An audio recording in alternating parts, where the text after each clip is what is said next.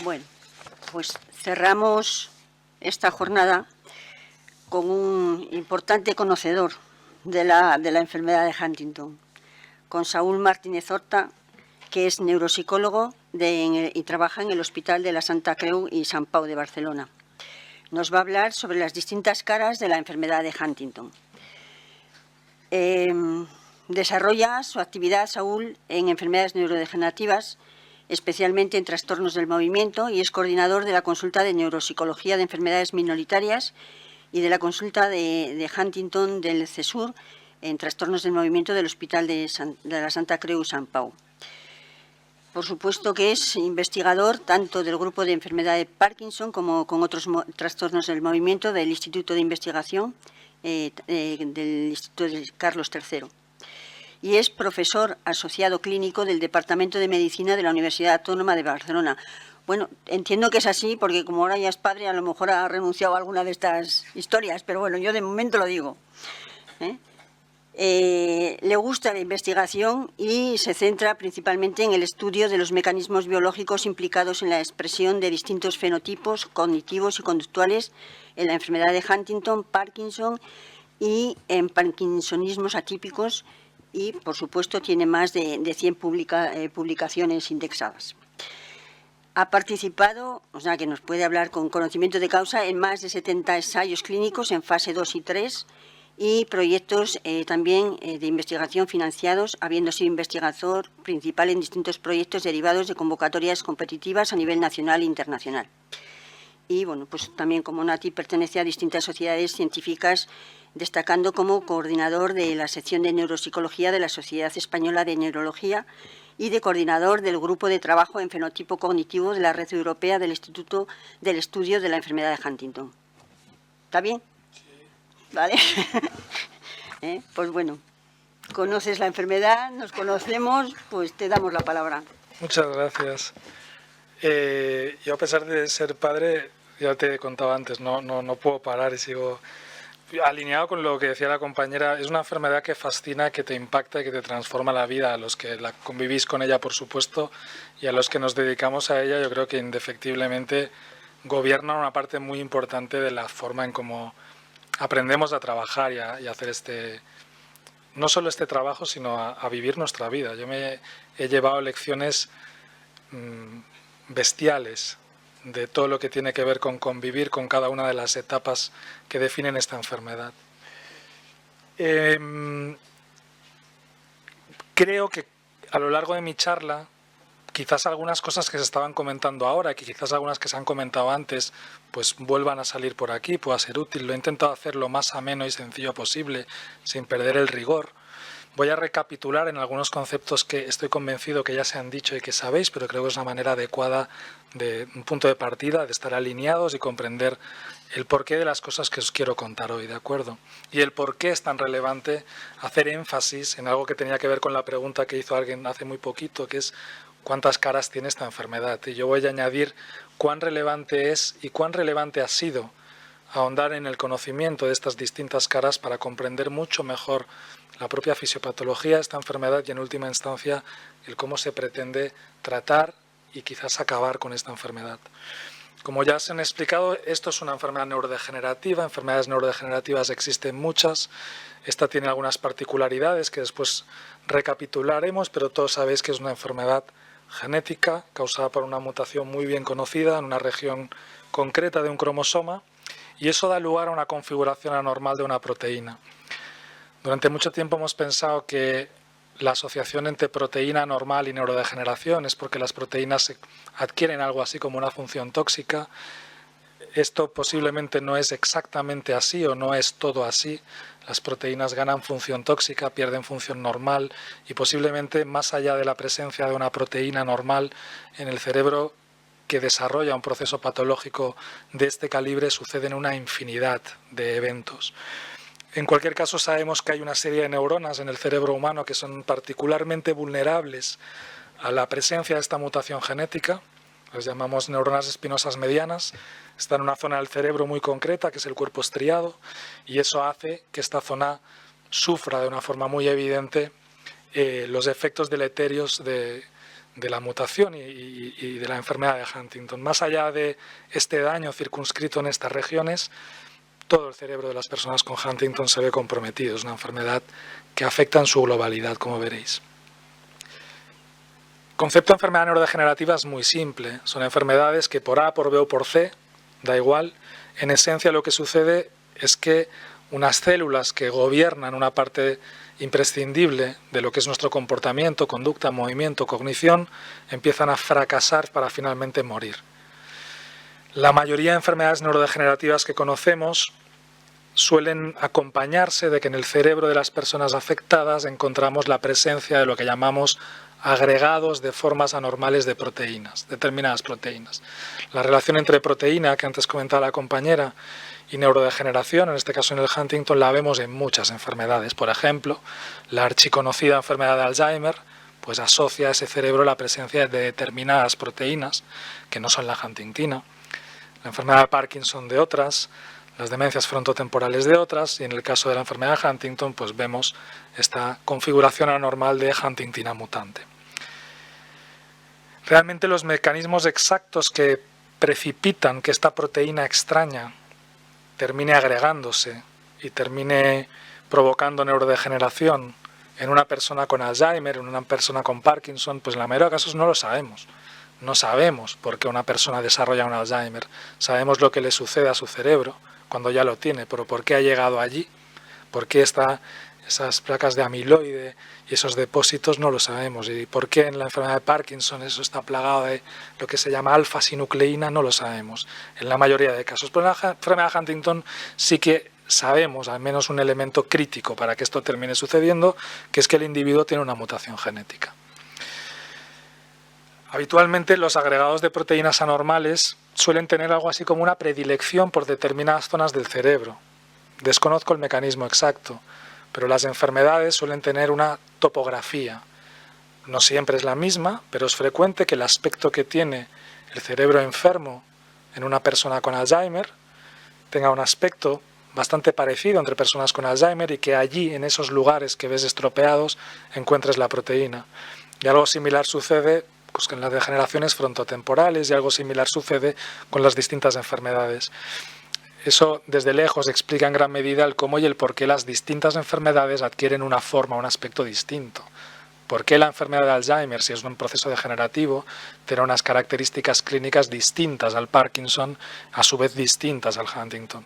Pues porque son enfermedades que afectan, aunque terminen afectando a todo el cerebro, predomina un compromiso en zonas distintas del cerebro.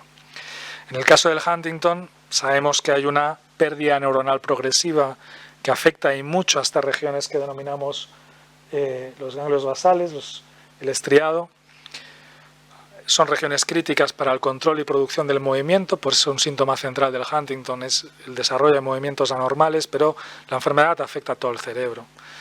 Específicamente compromete de una forma muy llamativa zonas que juegan un papel central en la expresión de la cognición humana, del razonamiento, de la atención, de la empatía, del poder coordinar el qué y el cómo pensamos, del autogobierno de nuestra conducta, la capacidad tan humana de ser capaz de gobernar mis emociones y de no expresarlas de una determinada manera u otra, pues todo eso es algo que vemos en el Huntington como consecuencia de que las estructuras y los sistemas cerebrales que permiten y que gobiernan estas funciones se estropean. Como decía, hay una clara relación de dónde sucede el daño, de cómo sucede el daño y del tipo de síntoma que exhibe la persona que está afectada por un proceso neurológico neurodegenerativo. Y a esto le llamamos el fenotipo clínico. El aspecto que adquiere una enfermedad es el fenotipo. Desde el punto de vista genérico, todos sabemos, nos han explicado y así se cuenta en los libros, que de manera general el Huntington pues, tiene unas particularidades, unas generalidades que la hacen bastante simple, entre comillas. Y digo simple, entre comillas, porque es una óptica muy generalista desde fuera, no desde quien convive con la realidad de estas enfermedades. Es una enfermedad que, grosso modo, se caracteriza por un desarrollo progresivo a edad temprana, si la comparamos con otras enfermedades, de una compleja constelación de síntomas motores, cognitivos, neuropsiquiátricos, donde a nivel motor predomina, pero no siempre está presente, movimientos involuntarios de tipo coreo-atetósico, pero también parkinsonismo, distonía, tics, etc. A nivel neuropsiquiátrico, un extenso elenco de síntomas tipo afectivo, depresión, ansiedad, motivacional, apatía, problemas de control de impulsos, irritabilidad, conducta repetitiva y a nivel cognitivo un deterioro cognitivo progresivo que nos lleva a un proceso de demencia irreversible conforme la enfermedad avanza. La enfermedad se diagnostica sobre la base que el paciente exhiba síntomas motores, aunque somos todos conscientes de que muchos años antes de que una persona con Huntington exhiba síntomas motores, ya habrán sucedido cambios en la esfera cognitiva y conductual que todos los que convivís con la enfermedad habéis visto en una infinidad de ocasiones. Como sucede con otras enfermedades causadas por expansiones de tripletes, hay una clara relación entre la edad de diagnóstico y de fallecimiento, el fenotipo, especialmente el motor, y el tamaño de la expansión, donde a más número de repeticiones antes empieza la enfermedad y más grave suele ser el fenotipo. Una particularidad es que en expansiones muy grandes el fenotipo deja de ser coreico, dejan de haber movimientos exagerados para predominar un fenotipo rígido acinético, y en rangos de repeticiones más bajos pero patológicos suele predominar más un fenotipo coreico. A más repeticiones antes de empezar la enfermedad, los fenotipos infanto-juveniles los vemos en más de 50-55 repeticiones, formas tardías o seniles que llamamos en el rango de las 39 repeticiones. Hay una característica, quizás ha comentado la compañera, que es la inestabilidad meiótica, sobre todo cuando viene por vía paterna, que explica los fenómenos de anticipación, y es algo que muchas familias ven, que es que los hijos desarrollan síntomas antes de lo que han desarrollado sus padres. Este vídeo lo muestra muy bien, es un padre y una hija, y se ve la diferencia de edad, y la hija ya con la enfermedad, y una enfermedad pues mucho más coreica que el padre, y el padre es un señor que debutó la enfermedad pues hace unos 4 años, mientras que la hija ya está enferma. Esto es una cosa que la vemos continuamente en este tipo de enfermedades. Como os decía, hay una relación CAG-fenotipo, y a mí me gusta enseñarla. Es muy visual, 37 repeticiones, un fenotipo muy tardío, prácticamente no se ven movimientos. Un no experto en enfermedad de Huntington o trastorno del movimiento aquí no vería absolutamente nada. 40 repeticiones con leves movimientos en extremidades, movimientos con los dedos, una leve corea orofacial, una persona mayor. 43 repeticiones, ya vemos una persona más joven, donde empiezan a exhibirse movimientos mucho más evidentes que afectan a todas las porciones del cuerpo. Con 48 repeticiones ya tenemos un individuo que empieza a ser mucho más joven y donde se identifica claramente que está enfermo, que tiene una enfermedad. Con 65 repeticiones empezamos a ver formas juveniles, donde ya empezamos a ver un aspecto clínico distinto al que típicamente concebimos en la enfermedad de Huntington. Con 72 repeticiones ya un fenotipo juvenil, aquí no hay movimientos, un parkinsonismo, con una distonía, un enlentecimiento, una bradicinesia profunda. Y con más de 80 repeticiones los fenotipos infantiles de la enfermedad, que no tienen nada que ver, es como hablar de enfermedades distintas. O sea que de entrada, cuando hablamos de caras de la enfermedad, hay una parcela muy importante que lo gobierna la genética desde el punto de vista del número de repeticiones que tiene el individuo, ¿no? Casos que se diagnostican tarde son enfermedades muy minoritarias, las formas infanto-juveniles son extremadamente minoritarias y son casos que nos suelen llegar tarde porque lo último que piensa el médico que ve a estas personas es que esto es un Huntington, porque en ocasiones su padre no tiene síntomas porque ha hecho una gran anticipación. De modo que hay una curiosidad desde el punto de vista clínico y sindrómico. En la mayoría de enfermedades neurodegenerativas a lo largo de los últimos años hemos identificado y descrito una infinidad de síndromes o de fenotipos clínicos. A día de hoy hablamos de enfermedad de Alzheimer, pero clínicamente hablamos de síndromes corticobasales, amnésicos, temporales, hipocampales, de atrofia cortical posterior, de síndromes frontales, pero es la misma enfermedad. Cuando hablamos de degeneración frontotemporal hablamos de afasias progresivas primarias, no fluentes, agramaticales, variantes semánticas, formas juveniles de Alzheimer en forma de afasia progresiva logopénica, en los cuadros tipo PSP, que es un parkinsonismo atípico, tipo Richardson síndrome, o tipo trastorno del lenguaje, o tipo corticobasal. O sea, hemos aprendido a identificar una infinidad de fenotipos que son la parte integral de la misma enfermedad, pero en el Huntington no. En el Huntington el esquema es este: una mutación, una proteína, un síndrome clínico. Claro, esto es poco útil, Porque describir los mecanismos genéticos y la fisiopatología de estas enfermedades se ha hecho sobre la base de haber identificado los fenotipos clínicos. Y una vez tú has descrito una enfermedad que se comporta como un trastorno del lenguaje que tiene una determinada particularidad y otra enfermedad que se comporta como un trastorno espacial y perceptivo, y las comparas y descubres que son la misma enfermedad, esto no podrías haber llegado ahí sin identificar clínicamente al individuo, ¿no? Y en esto voy a centrar una parte muy importante de la charla, porque desde el punto de vista de los fenotipos clínicos aceptados en el Huntington tenemos muy poca cosita. Fenotipos habitualmente combinados, la forma clásica, una constelación de motor cognitivo neuropsiquiátrico donde va a predominar más o menos de uno. Pacientes habitualmente van a tener trastorno del movimiento, quizás no sea el primer síntoma, quizás no sea el más grave, pero lo va a tener. Con trastorno conductual, quizás no sea el primer síntoma. Es verdad que hay fenotipos predominantemente motores, con poca clínica cognitiva conductual, o fenotipos predominantemente conductuales o cognitivos, y fenotipos atípicos, reconocidos como tipo esquizofrenia, que es una cosa curiosa y sumamente interesante. Son pacientes que debutan a una edad tardía, como un cuadro psicótico idéntico a una esquizofrenia, y lo que tienen es una enfermedad de Huntington. Cuando en lugar de atender a los síntomas que predominan, definimos el fenotipo sobre la base del número de repeticiones, es lo que acabamos de ver, fenotipos tardíos versus fenotipos infanto-juveniles. Y poca cosa más. A pesar de que el número de repeticiones determina o se asocia de una forma muy importante con la edad de inicio y la forma de presentación de la enfermedad, también es cierto que el número de repeticiones a efectos reales solo explica aproximadamente entre un 50, 60 y largo % de la variabilidad en la edad de inicio. Siempre que representamos en mapas de distribución la relación entre número de repeticiones y edad de inicio, podéis ver que, aunque la media de edad se sitúe en un punto, hay una inmensa distribución, de modo que un individuo con 40 repeticiones puede debutar de media en torno a los 60 años, pero hay individuos que debutarán a los 80 y hay individuos que debutarán a los 20. Y hay una parcela de esta variabilidad, más o menos 20 años de variabilidad, que no la explica el número de repeticiones, porque tienen el mismo número de repeticiones. De modo que en ese instante la enfermedad de Huntington se convierte en lo que a mí me gusta mucho llamar un modelo excepcional para comprender, para estudiar cuáles son los potenciales modificadores de la edad de inicio y del aspecto clínico y de la forma de progresión de una enfermedad neurodegenerativa genéticamente determinada.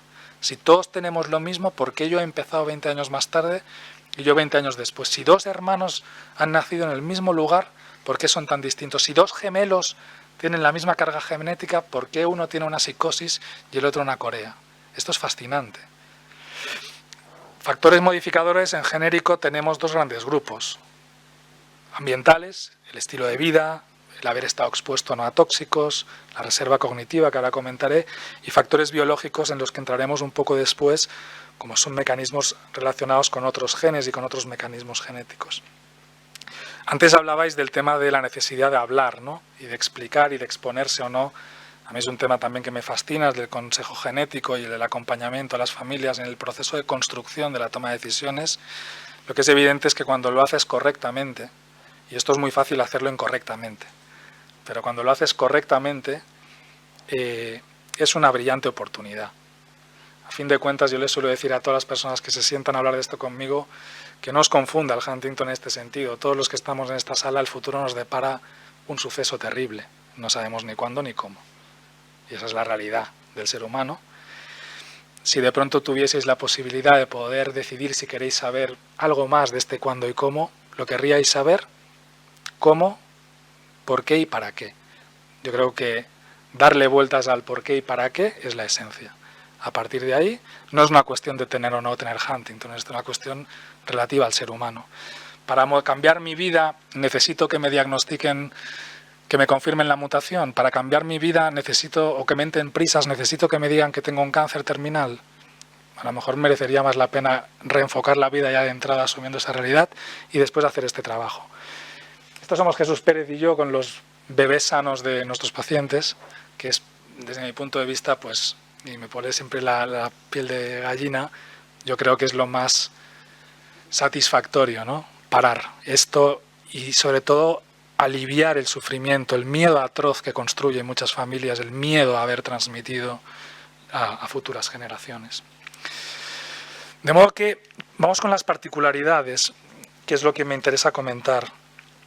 Hablamos de una enfermedad genéticamente determinada, pero que hemos dicho asocia una inmensa variabilidad en cuanto a la edad de inicio. Y eso nos plantea una serie de preguntas, seguramente muchas más de las que yo he puesto aquí. Una, como os decía, esto de entrada es un modelo excepcional para estudiar qué explica que dos personas con la misma carga genética se comporten distinto. Identificar mecanismos que podrían contribuir a que, con independencia de este número de repeticiones, la enfermedad empiece antes o después, podría ser crítico para tratar esta enfermedad. Si yo resulta que descubro que llevar un garbanzo en el bolsillo hace que empiece la enfermedad 20 años más tarde, por decir una estupidez metafóricamente hablando, pues vamos a poner garbanzos en los bolsillos. No estoy hablando de la voy a curar. Si yo descubro algo que modifica el comportamiento, el curso natural de la enfermedad en positivo, tenemos que hacerlo. Pero eso solo lo vamos a poder estudiar o descubrir centrándonos en entender por qué se comportan de manera distinta. Podría ser que lo que, con independencia del número de repeticiones, influya en la edad de inicio de la enfermedad, afecte a otros aspectos de la enfermedad, porque todos estos estudios han tomado como punto de partida distinguir a los pacientes sobre la base de cuándo empezó la enfermedad, pero no de cómo empezó la enfermedad.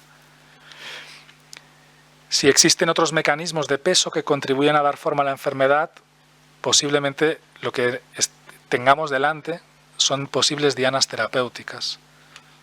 Ahora hablaremos de esto. Como os decía, en esencia, aquí hablamos de un fenotipo motor cognitivo neuropsiquiátrico que nos lo han descrito como una corea, deterioro cognitivo frontal, trastorno afectivo.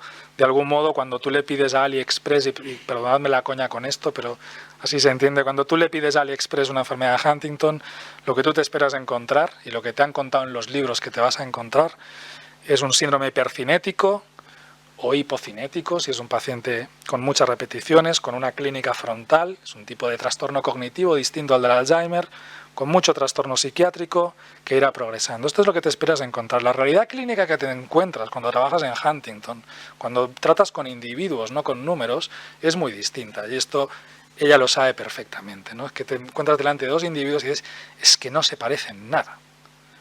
Y pongo unos ejemplos que son incluso muy visuales, ¿no?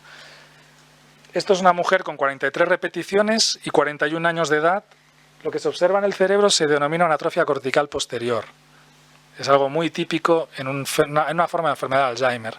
Esta mujer empezó la enfermedad con 35 años y una demencia temprana. Muchos problemas para percibir el mundo y orientarse en el espacio. El señor de al lado tiene 47 repeticiones, pero empezó la enfermedad a los 47 años. Y no tiene una atrofia cortical, tiene una atrofia en el estriado. Y un deterioro cognitivo leve. Y la mujer de al lado tiene 43 repeticiones, empezó con 39 años, tiene una prominente atrofia en los hipocampos, que es la zona que más se atrofia en el Alzheimer, pero que, según los libros, no está muy afectado en la enfermedad de Huntington, y clínicamente lo que tiene es una psicosis, como una esquizofrenia.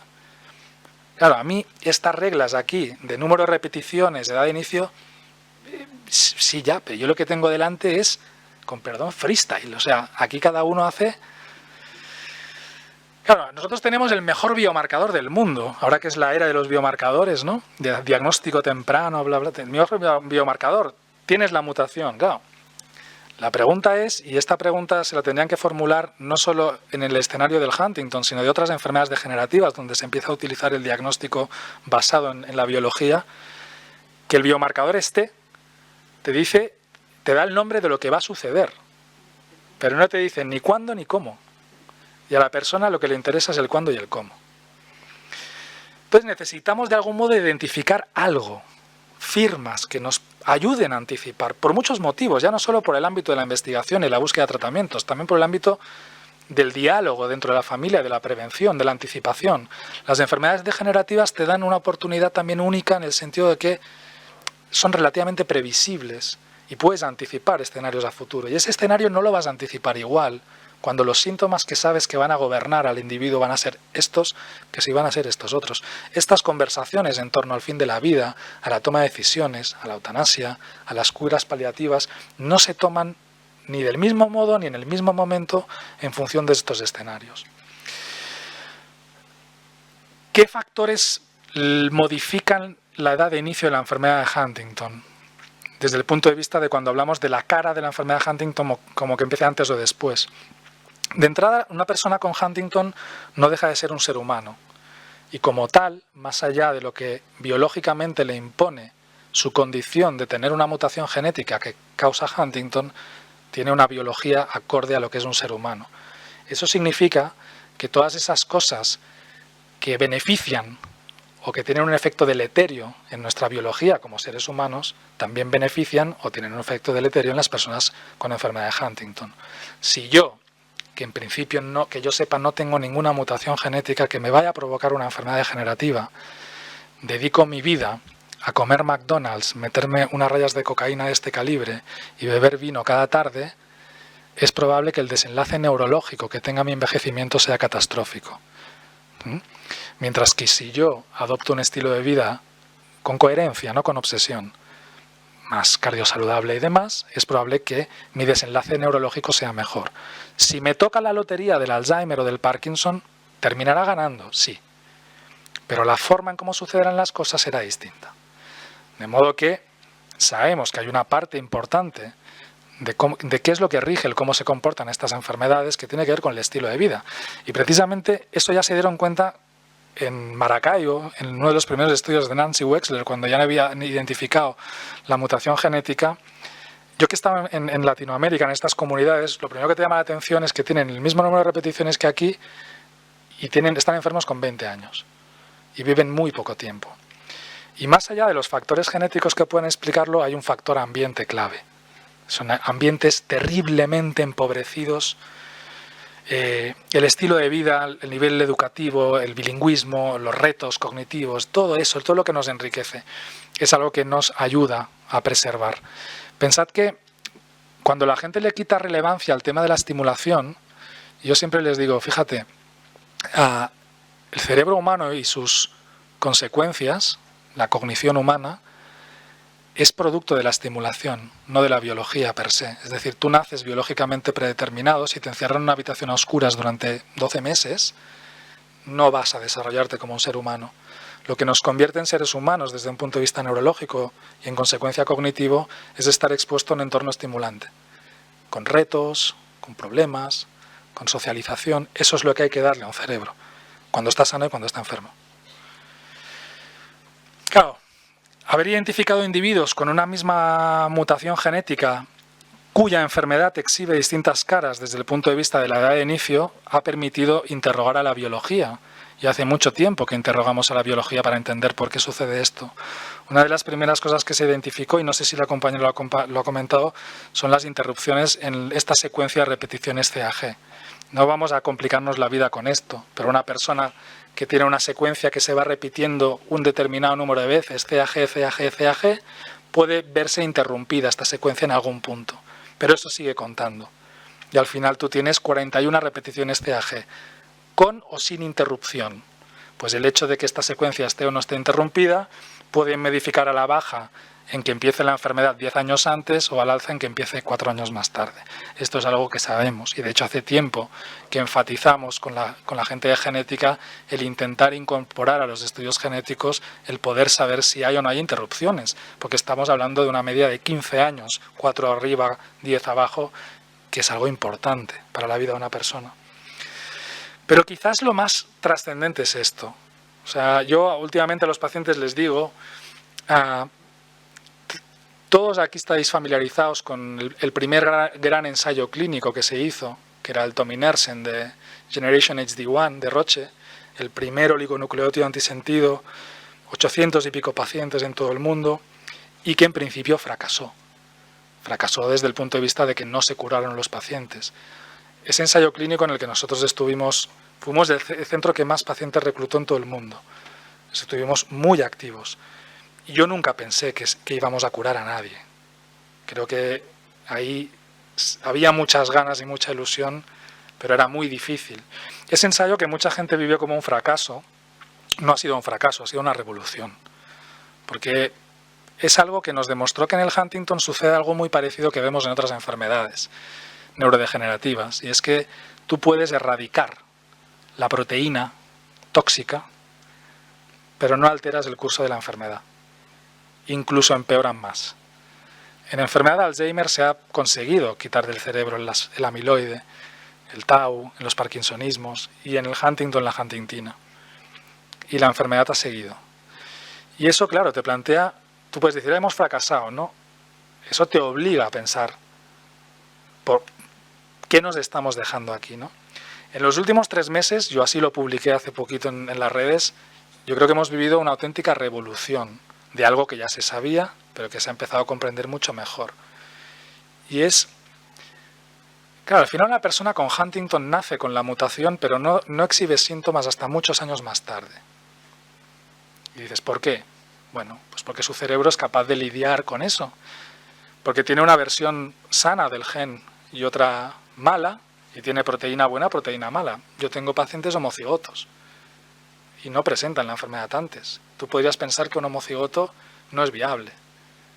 Los pacientes homocigotos no exhiben habitualmente más síntomas que los pacientes heterocigotos. Homocigotos significa que tienen los dos genes están alterados. ¿Cómo sucede esto?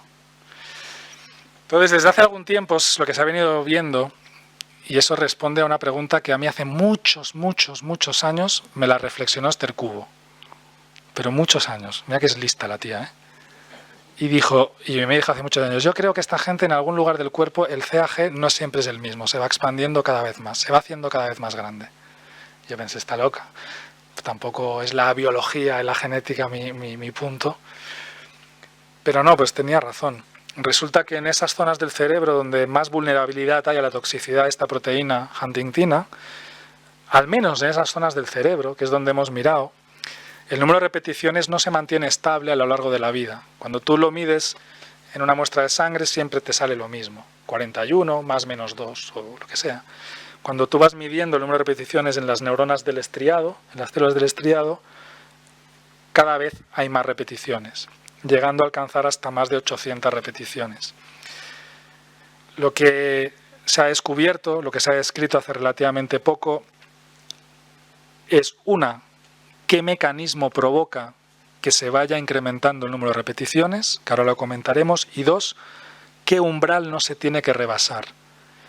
Es decir, hasta las 150 repeticiones el cerebro no exhibe cambios degenerativos. A partir de ese momento cambia todo y se inicia una debacle.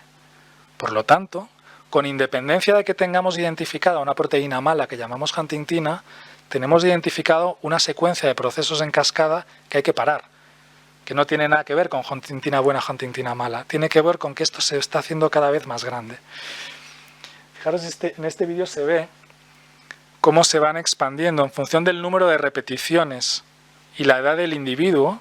Se ve cómo en rangos más altos de repeticiones, estas expansiones, que se llama inestabilidad somática, es mucho más rápida y mucho más mayor. Un individuo con 38 CAGs, este incremento progresivo del CAG, esto es el número de CAGs, de los 38 en adelante, es un proceso mucho más lento. Estos son los años que van pasando. Mientras que un individuo con 50 CAGs, esto es rapidísimo. En cualquier caso, tengas 50 o tengas 39, cuando llegues a las 150 repeticiones en adelante, ya no hay marcha atrás, ¿vale? ¿Quién es el responsable de esto? Simplificamos mucho, que tampoco es mi terreno. Nuestro cuerpo, que es como muy listo, tiene genes que se dedican ejercen una función de reparar el ADN, eso tiene un peso crítico en el cáncer. Pues esto, con toda su buena intención, hay uno de estos genes que se llama MSH3, que con toda su buena intención, no hay intencionalidad en la genética, pero de reparar algo que no es correcto, lo que hace es ir expandiendo cada vez más a la secuencia CAG. En un intento de arreglarlo, lo estropea más.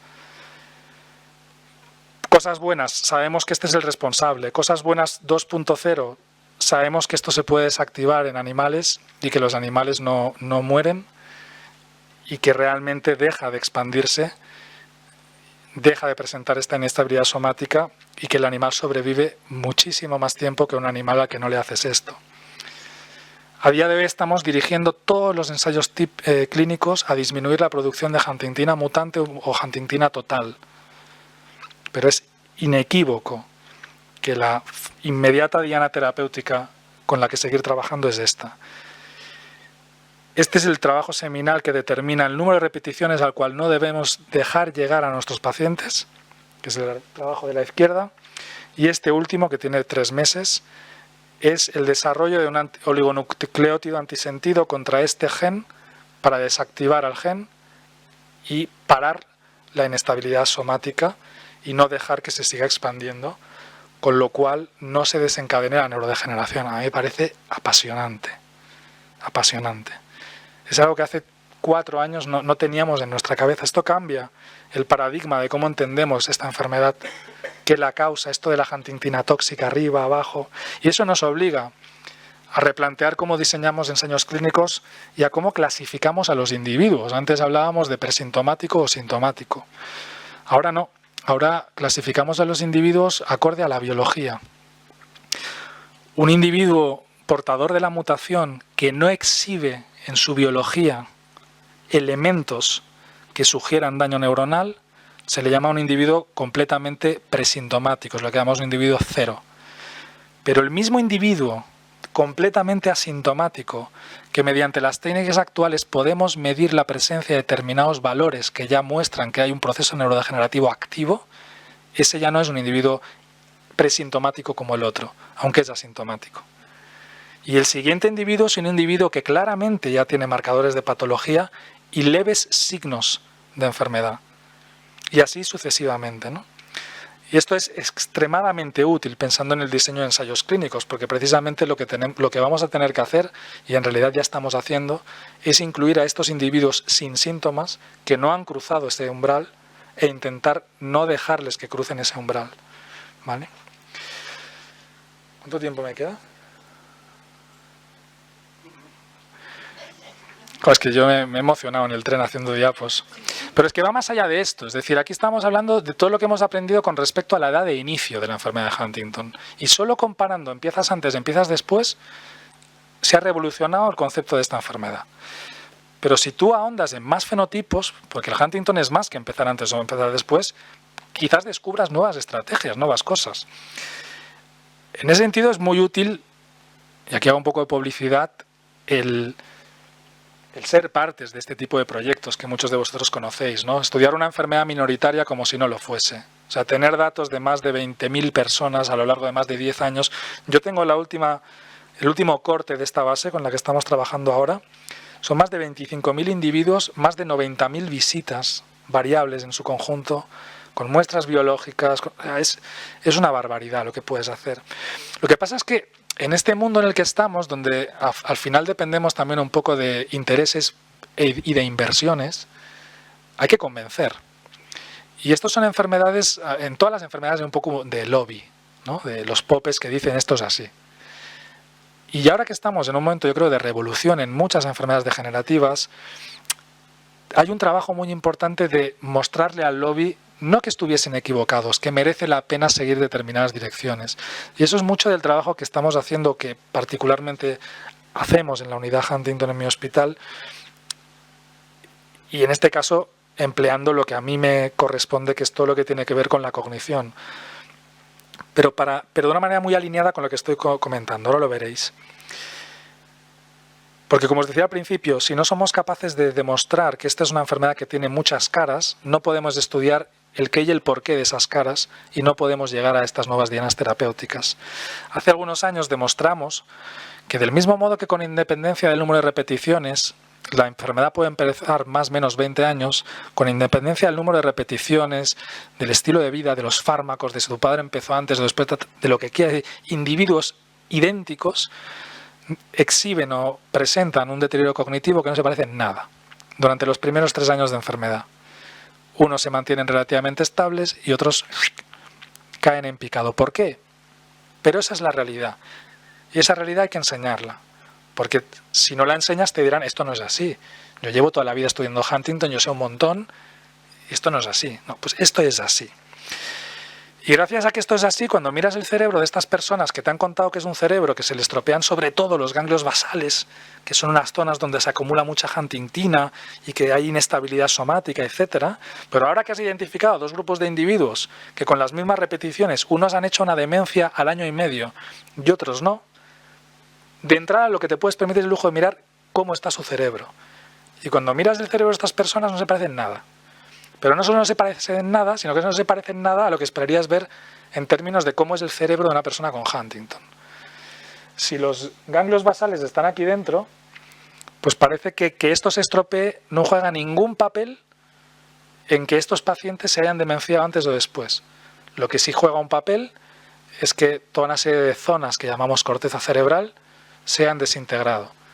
¿Y por qué se han desintegrado? Si en los libros me han dicho que no hay atrofia cortical en esta enfermedad.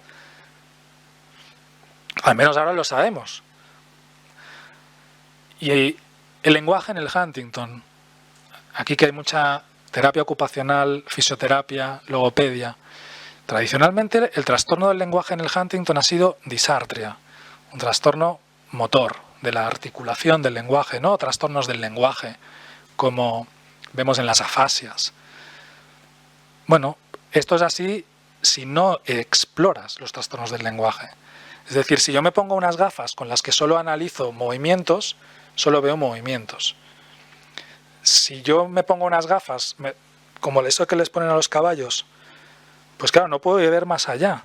Si tú te sientas delante de un paciente con Huntington con curiosidad, o con cualquier enfermedad degenerativa, con curiosidad y conocimiento ves 50.000 cosas. Y si las buscas, las encuentras. En todos, no, en algunos. Muy pocos, no, muchos. De modo que del mismo modo que hay unos que se demencian muy rápido, pues por ejemplo hay pacientes que hacen un tipo de trastorno del lenguaje que no considerábamos que sucediese en el Huntington, que lo consideramos en otras enfermedades. O los trastornos de la memoria. Predomina en el Huntington un tipo de trastorno de la memoria que no se parece al del Alzheimer, donde si ayudas al paciente a recuperar la información suele recordar, pero eso es cierto en el 70% de los casos. En el otro 30%, su cerebro experimenta degeneración en las mismas estructuras que se estropean en el Alzheimer y hacen un cuadro de deterioro de la memoria parecido al del Alzheimer. ¿Por qué? No lo sabemos, pero al menos lo tenemos identificado. Y ahí es donde yo me obsesioné con la parte más biológica, por otras enfermedades con las que trabajamos. Y lo que hemos, si os acordáis, unas primeras diapositivas que os enseñé, hablaba de proteínas por encima. Decía, cada enfermedad neurodegenerativa tiene su proteína. Y en el Huntington nos cargamos la huntingtina mutante, que es la mala. Pues no, es la mala y hay muchas más. Porque la biología es caprichosa. Y resulta que una de las cosas que te responde la biología cuando le formulas preguntas correctamente, comparando distintos fenotipos que nunca antes habías identificado, pero que ahora los tienes, es que resulta que esos pacientes, no hablo de inestabilidad somática, que quizás, esos pacientes que exhiben un fenotipo cognitivo más agresivo, distinto, que empeoran más rápido, que se demencian más rápido, sobreexpresan en su cerebro un tipo de proteína normal que habíamos asociado siempre a otras enfermedades neurodegenerativas, que es una proteína que se llama proteína tau fosforilada. Claro, si nuestros ensayos clínicos se dirigen a una diana que es la huntingtina y resulta que esta enfermedad no siempre por igual expresa otras proteínas que también son tóxicas, estamos disparando solo a uno y deberíamos disparar a varios, ¿de acuerdo? Esto me lo voy a saltar, esto me lo voy a saltar y vale. Entonces, todo esto es cojonudo. Yo creo que todo esto es muy alentador, pero no tenemos una cura para la enfermedad de Huntington a día de hoy y mañana tampoco nos vamos a despertar y habremos curado el Huntington. Mientras, ¿qué hacemos? Yo ahí sí que soy muy... hay mucha obsesión con el paciente presintomático y la cura del Huntington, lo entiendo, pero no tenemos que perder de vista a la persona que ya está enferma, que si mañana tenemos una cura no va a llegar a tiempo y que tenemos que poderle seguir ofreciendo cosas. Por suerte, para todo ello sigue habiendo también mucho desarrollo. Estos son nuevos tratamientos para el abordaje de los síntomas motores en la enfermedad de Huntington. Estos son las opciones de segunda línea, digamos, como la estimulación cerebral profunda, que se había hecho, se dejó de hacer. Nosotros estamos operando bastantes pacientes ahora porque creemos que lo que la técnica nos permite a día de hoy, con una selección óptima de los pacientes, es muy beneficiosa. Eso no se puede aplicar a todos los pacientes con Huntington, ya lo anticipo, pero habéis visto a esta chica sin el tratamiento y esto es con el tratamiento, implantando electrodos en su cerebro, y como esto no cura la enfermedad, esto es tratamiento sintomático como el que se usa en el Parkinson, en la distonía, etc. Y luego los ensayos clínicos. No voy a entrar en ellos, pero creo que es muy bonito de ver cuántos se pueden enseñar. Estos son ensayos clínicos activos. Cuando yo empecé en Huntington no había ninguno, era cero. Cuando esto ya empezaba a tirar, me acuerdo en una reunión en Madrid que yo fui con mi jefe, con Jaime Kulisevsky, alguien del público de la asociación le preguntó ¿cuándo va a estar esto moviéndose de verdad? Y él dijo, yo pensé no va a contestar, y dijo 10 años. Y pensé, joder, yo creo que se ha mojado demasiado, ¿no? Pero no, en 10 años de pronto cambió y empezaron a aparecer ya como toda una línea de desarrollo de ensayos clínicos. Generation HD, que ya lo he terminado, Generation HD que ya terminó, y Generation HD 2, la segunda parte, que es lo que viene después de lo que aprendimos en ese no fracaso del estudio de Roche que todos conocéis. El ensayo ha demostrado eficacia en términos de disminución más que evidente de los niveles de huntingtina mutante en el cerebro de las personas con Huntington. Ahora tenemos que demostrar eficacia en la clínica. Este estudio WAVE, que es alelo selectivo, esto solo disminuye la huntingtina mutante, no la huntingtina total. Hay un problema con este ensayo porque no puede acceder cualquier paciente, tiene que tener una cosa genética en concreto, más allá del Huntington, pero es un ensayo que está activo. Resultados positivos, disminución de huntingtina mutante, disminución de atrofia de caudado y cierta mejora clínica en las medidas que estamos utilizando. El PTC, también estamos en es una molécula oral, es una pastilla. También disminuye claramente la huntingtina mutante y en principio no hemos visto un efecto tóxico en estos pacientes. Importante, en este estudio estamos tratando individuos asintomáticos, personas que tienen la mutación pero que no tienen la enfermedad. Vemos claramente disminución de marcadores de neurodegeneración en líquido cefalorraquídeo, disminución de marcadores de presencia huntingtina mutante. Estos son ensayos que no llevamos ni 2 años, todos estos, o sea, esto está muy bien. Unicure no lo tenemos en España, lo tendremos pronto. Un vector viral, una única inyección de un vector viral en el cerebro y ya está.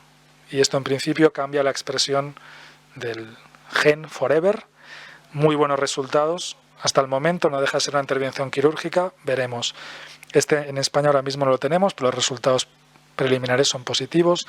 Medibiofarma, que lo hemos coordinado nosotros, también ha mostrado buenos resultados.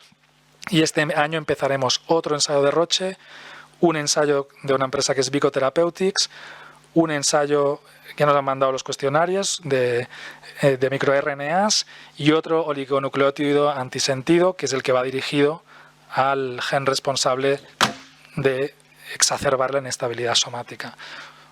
Estamos haciendo más ensayos clínicos en Huntington que en enfermedad de Parkinson. O sea, es una brutalidad. Entonces, ¿lo hemos curado o no? ¿Lo vamos a curar? No lo sé. Pero el camino es este. El camino es este. Este ya no es el camino de una palmadita en la espalda. Hostia, Huntington, pobre chaval. No, ¿vale? Las enfermedades neurodegenerativas son procesos muy dinámicos, muy complejos, muy heterogéneos. No vale la película de visto uno, vistos todos. Aquí hay que individualizar a cada caso, a cada familia, incluso cuando es una enfermedad genéticamente determinada. Nosotros que vemos muchas enfermedades genéticas, no solo Huntington, ataxias espinocerebelosas y otras historias similares, y es exactamente lo mismo. Si te lo miras con cariño no hay que ser muy listo para ver que aquí hay otras cosas que rigen la expresión clínica.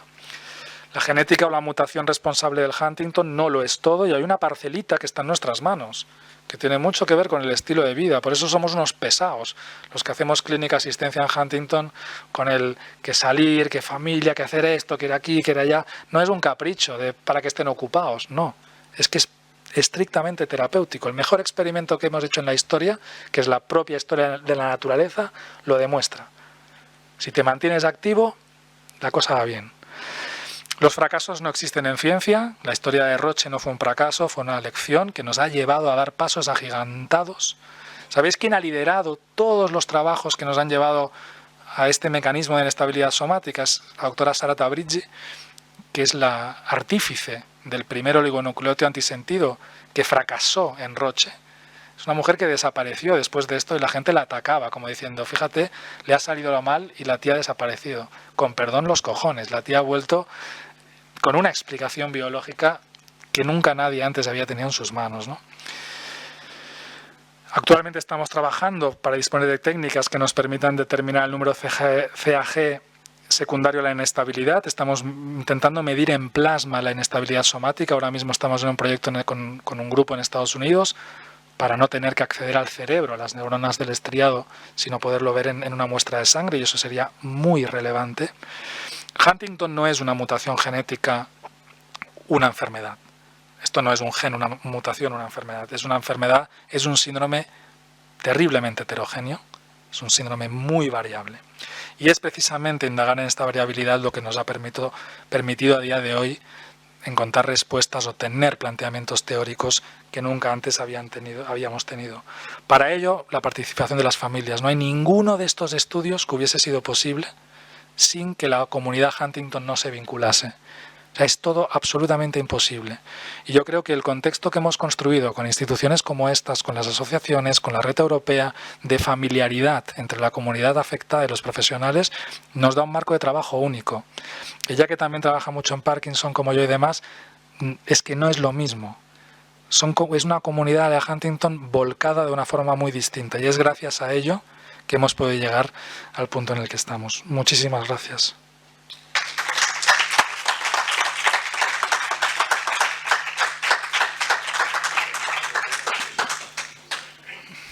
Mira, llevo la misma camisa que en la foto. Solo tengo una. ¿Alguna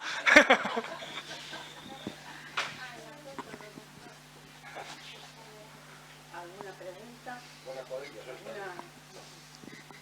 ¿Comentarios? ¿Aportaciones? Quejas, insultos.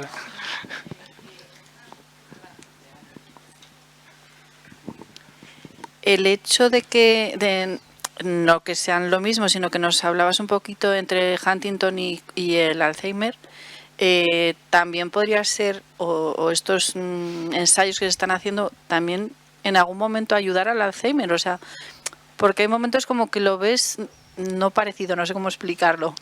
Pero entiendo. No sé si me entiendes. Entiendo la pregunta. O sea, yo creo que hay dos. O sea, en general te diría que sí. Quiero decir, a nivel científico hay mucho conocimiento translacional de cómo lo que aprendo en un lado aplica a otro. Uno, en lo relativo a las formas genéticas de Alzheimer, hombre, yo creo que ahí también hay una parcela de ver hasta qué punto hay mecanismos similares. No digo los mismos, porque estos no son enfermedades por expansiones de tripletes, ¿vale? Pero esta idea de que no todo lo rige la presencia de una proteína. De hecho, sabemos que la proteína está en todas estas enfermedades, pero no hemos podido mostrar que sea causal de degeneración en sí misma, ¿vale? Y hay todo un debate ahí. Entonces yo creo que este replanteamiento, que no es negar una realidad que llevamos investigando muchos años, sino de vamos a observar un poco más, es necesario. Yo creo que en Alzheimer consiguieron antes que en Huntington eliminar la proteína. En Alzheimer hace muchos años, del estudio seminal de quitar el amiloide del cerebro, ¿no? Y los resultados fueron los mismos, fueron malos. Y ahí quedó un poco eso, ¿no? En demencia con cuerpos de Levy, en otros parkinsonismos ha sucedido lo mismo.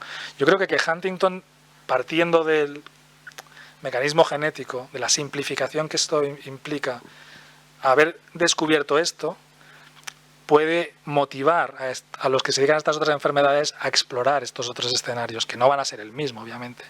Pero creo que nos toca alejarnos de esta idea simplificada de que en esencia el mecanismo biológico que rige la neurodegeneración y la clínica es que hay una proteína que estropea el cerebro. O sea, esto es, desde mi punto de vista, terriblemente simple, ¿no? Pero sí, el Huntington vamos a cambiar el mundo.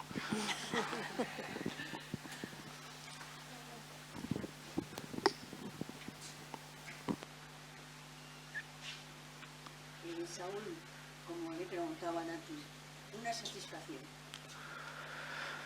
Buah. ¿Eh? Satisfacción depende de los escenarios, porque hay muchos escenarios que en función de las necesidades se te satisfagan. Y voy a tocar varios y ya sé que aquí se puede hablar de estas cosas, pero por ejemplo, aliviar a una persona a que deje de sufrir y conseguir hacerlo rápido y bien, pues para mí, cuando se ha conseguido hacer rápido y bien con la familia y demás, pues es una inmensa satisfacción. Es inmensamente doloroso para todos, pero es una inmensa satisfacción. Claro, es una satisfacción brutal decirle a alguien no has heredado esta enfermedad. Pero también es una satisfacción brutal, a pesar de decirle a alguien que has heredado esta enfermedad, conseguir construir con ellos una vida completamente normal y digna. O sea, y luego los hijos. O sea, cuando te vienen con los niños, pues es una sensación muy peculiar de esto es un milagro. Aquí, claro, entran. Esto es. Porque a ver, es el gran qué. Es en muchos casos el gran motivo. En muchas parejas jóvenes. Construir el cuándo tengo que hacerme la prueba, mucha gente llega más o menos sola en algún momento de su vida, ¿no? Por determinados motivos, pero el elemento quiero ser madre es crítico, y conseguir que lo puedas ser y garantizarles que aunque ellas o ellos vayan a tener Huntington, nosotros nos ocuparemos de que pueda ser la mejor madre del mundo y tu hijo está sano. Ojo, esto es la leche.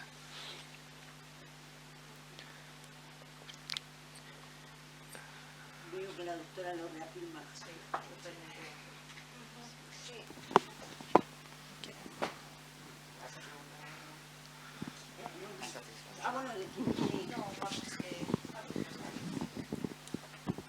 Que antes lo hablábamos cuando estábamos viendo el centro, que es verdad que son procesos duros y muy largos que pasan por diferentes etapas y que no siempre son alentadores, porque hay que estar ahí para lo bueno y para lo malo. Y esa visita a veces que te hacen, pues eso, esa eco que ves ya un embrión con latido o que vienen a verte, porque muchos vienen a verte después cuando han tenido ese peque, pues al final es lo que merece la pena y lo que pues te hace seguir ahí, que yo creo que es para lo que estamos también en ese camino, ¿no? Para apoyarles y estar ahí, decidan lo que decidan. Pero ese momento, la verdad es que, vamos, es muy, muy gratificante. Y en lo personal es lo que os decía al principio, o sea, quizá por mi forma de ser, pero yo creo que lo compartiríamos todos. Y lo digo desde el absoluto respeto de saber que siempre estoy al otro lado de la mesa, que eso siempre lo digo, ¿eh? Pero el tipo de lección de humildad y de humanidad que te dan este tipo de enfermedades, las situaciones que te toca vivir, ostras, yo soy consciente que no vivo la vida igual que mis amigos por el impacto que esto ha tenido, ¿no? Y es así. Entonces para mí es un orgullo poder trabajar en esto y es una obligación. Y lo que sí intento transmitir muchas veces a la familia en el sentido del orgullo-obligación es un orgullo ser consciente de la cantidad de recursos y de gente que hay a día de hoy implicados en intentar encontrar una solución. O sea, sé que hay esa impresión de desamparo del paciente con enfermedad minoritaria. La comunidad Huntington está absolutamente organizada, dotada, dirigida y obsesionada con arreglar todo lo que se pueda arreglar. Y eso enorgullece muchísimo.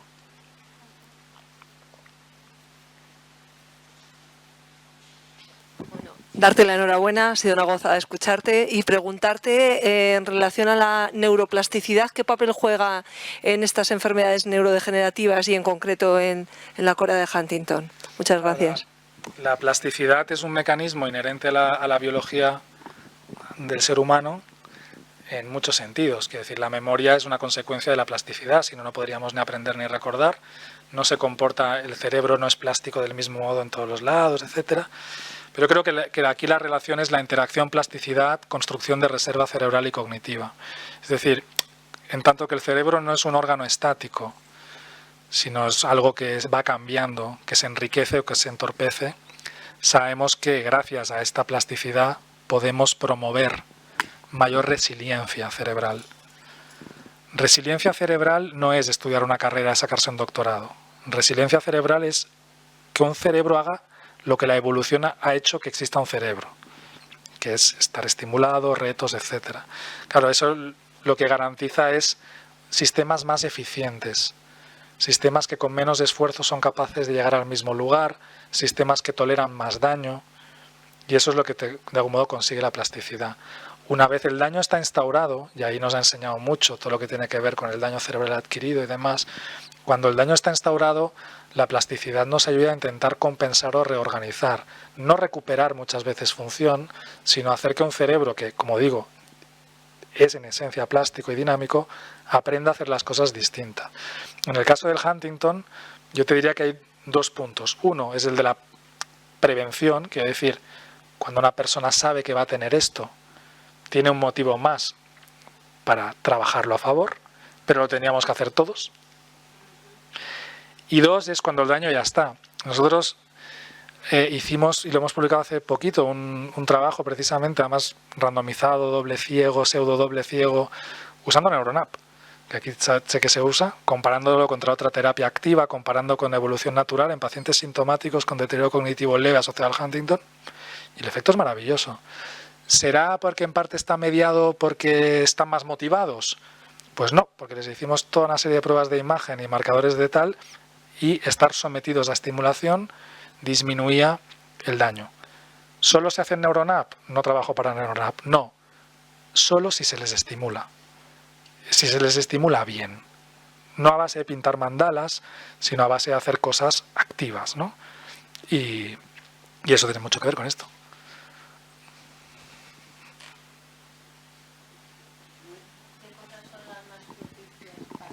Vivir. Yo le digo a todo el mundo. O sea, cuando yo obviamente en el hospital trabajo en Huntington, pero luego en otros contextos visito muchas otras degenerativas y obviamente la más frecuente es la Alzheimer y muchas otras. La pregunta, ¿y ahora qué, no? ¿Qué tengo que hacer? Yo lo digo, el mejor ejercicio de estimulación cognitiva del cual disponemos es gratis. Se llama vivir. Vivir, ir al teatro, salir, tomar, planificar, o sea, tener una vida activa, organizada, estimulante, con retos, con problemas, con tal, con cual. Ya, pero tengo una enfermedad degenerativa, yo no la puedo hacer. Bueno, que alguien, como si de un terapeuta se tratase, supervise y organice, pero tú tienes que vivir. Ese es el entorno más estimulante y rico, ¿vale? Y evidentemente nuestro trabajo es enseñar al entorno de cuidadores a adecuar esa vida para que la persona pues no sea un despropósito lo que estamos haciendo. Vale, tengo Huntington, me voy a estudiar Derecho. Pues a lo mejor ahora no. O vale, tengo Parkinson y voy a ser futbolista profesional. Pues a lo mejor no es esto. Pero es vivir. O sea, es manteneros activos. En todas estas enfermedades, quien marca la transición de una etapa a otra no es la biología, es la pérdida de la funcionalidad. Lo que determina que tú estés aquí o aquí es cuántos puntos has perdido de nivel de independencia funcional. Por lo tanto, mientras que unos se dedican a buscar soluciones biológicas, tenemos que dedicar un esfuerzo titánico a que las personas no pierdan funcionalidad. Perder funcionalidad es, ¿necesito o no necesito ayuda para vestirme? Pues me voy a dejar los para que no necesite ayuda para vestirme y para cocinar. ¿Trabajo o no puedo trabajar? Quizás no se trata de la dicotomía trabajo sí, trabajo no, sino un trabajo distinto, de otra manera, en otro contexto. Por lo tanto, volviendo a la vida es la mejor terapia. No hay Neuronap ni historia que lo supla.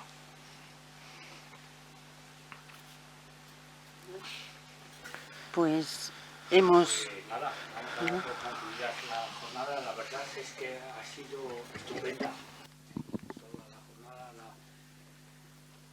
Muy agradecidos por la presencia de los profesionales, que ha sido todas las conferencias, charlas o coloquios que hemos tenido muy buenos.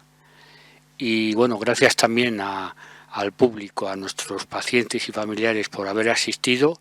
Y nada, animaros a la próxima acción que vamos a hacer, que va a ser el encuentro que haremos aquí también en la primera semana de junio, que es un encuentro en el que, como ha dicho Raúl, pues Saúl, Raúl, Samuel, a partes iguales, en ocasiones se accede a otro nivel de judaísmo que ya es general. bueno, Saúl sí que es algo del judaísmo, pero bueno, a ver, decía que la comunidad de Huntington pues es una comunidad que afortunadamente tiene fuerza tanto en el ámbito científico como en el ámbito de las familias, y los encuentros sirven para eso, para hacer unión entre nosotros, para sabernos que estamos acompañados, que no somos únicos en lo que nos ocurre, sino que lo compartimos con otras familias, y son encuentros que ya llevamos, no sé si es el 12 encuentro, que son muy positivos. Y bueno, y por supuesto gracias a los responsables del centro, del creer que bueno, pues es un recurso muy afortunado para los burgaleses, especialmente los que los tenemos aquí, porque tenemos unas condiciones estupendas para poder participar en